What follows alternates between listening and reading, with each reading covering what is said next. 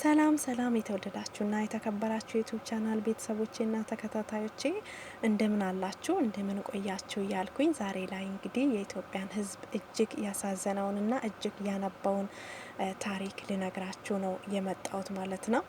ይህም ታሪክ የተፈጠረው ወደ ጣፎ አካባቢ ነው። ይህንን ነገር ከመስማታችሁ በፊት ዩቲዩብ ቻናልን ሰብስክራይብ እና ላይክ ማድረጋችሁን አትርሱ።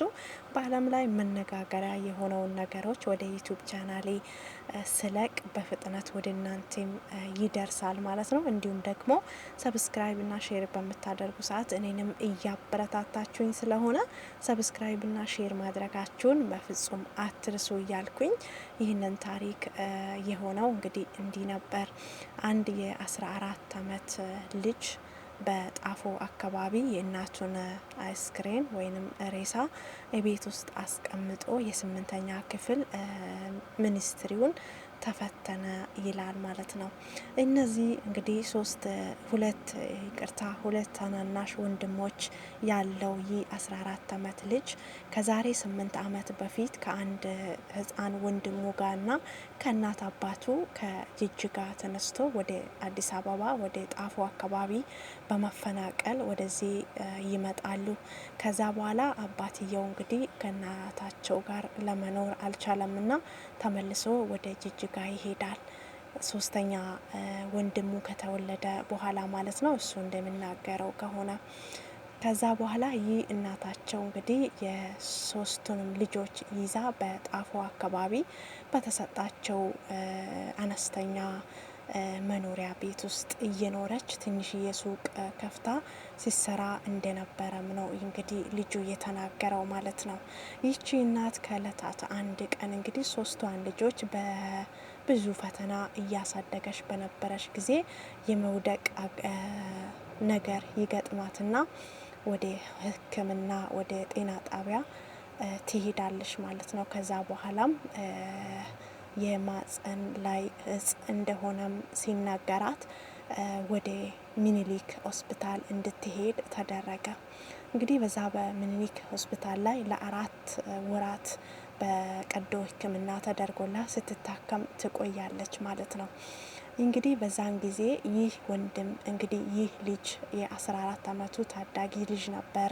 ይችን እናት ሲንከባከባት ሲያስታምማት አብሮም ሆስፒታል ውስጥ እያደረም እንዲሁም እየተመላለሰ ወንድሞቹን እያየ የነበረው ማለት ነው።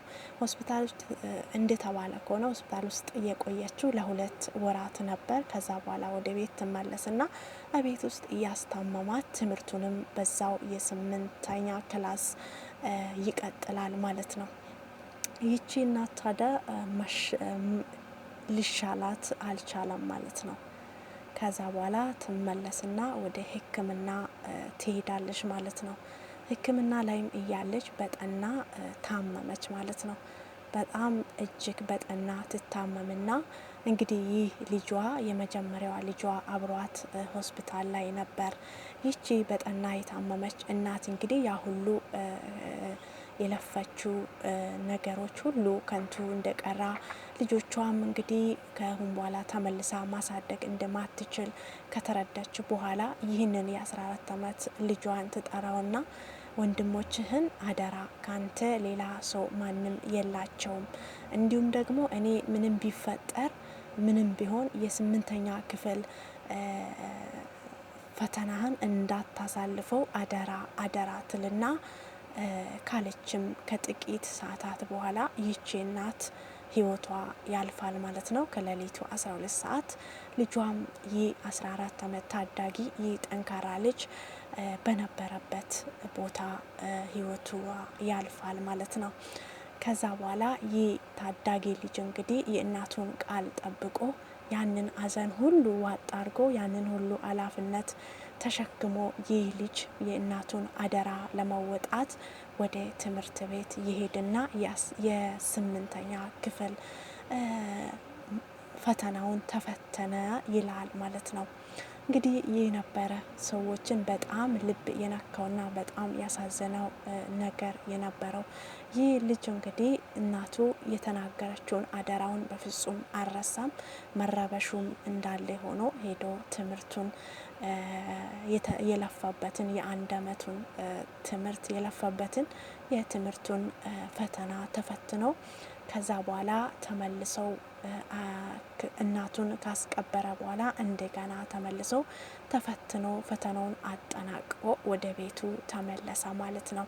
ይህ ነገርም እንግዲህ በአካባቢው በጣም እጅግ ስላስገረማቸው ሰዎች ወደ ሚዲያዎች ለቀቁት ማለት ነው። ከዛ በኋላ ይህ ልጅ ብዙዎችን ያነባ ብዙዎችን ያስለቀሰ ሆኖ ተገኝቶ እንግዲህ በ5 ቀናት ውስጥም ይህንን ልጅ እንርዳው በማለት ብዙዎች ተረባርቦ በ5 ቀን እናቱ ባረፈችው በ5ኛ ቀን የኢትዮጵያ 1.5 ሚሊዮን ብር ለነዚህ ልጆች ተሰባሰባላቸው ማለት ነው።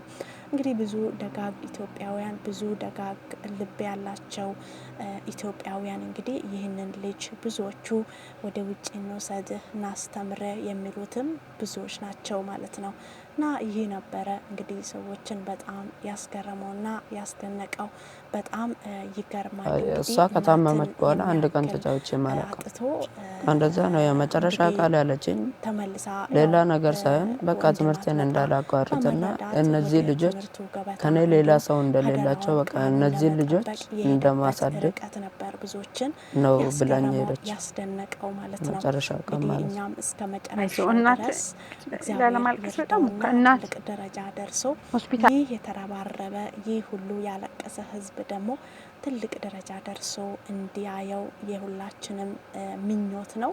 እንግዲህ ብዙዎች ብዙ ነገርን ቃል ገብቶለታሉ። ስለዚህም በጣም ደስ የሚል ነገር ነው እንግዲህ በመጨረሻም የተፈጠረው ማለት ነው። በጣም በጣም ደስ ይል ነበር። ስለ ሁሉ ነገር እንግዲህ የረዳቸው ፈጣሪ እግዚአብሔር የተመሰገነ ይሁን እላለሁኝ።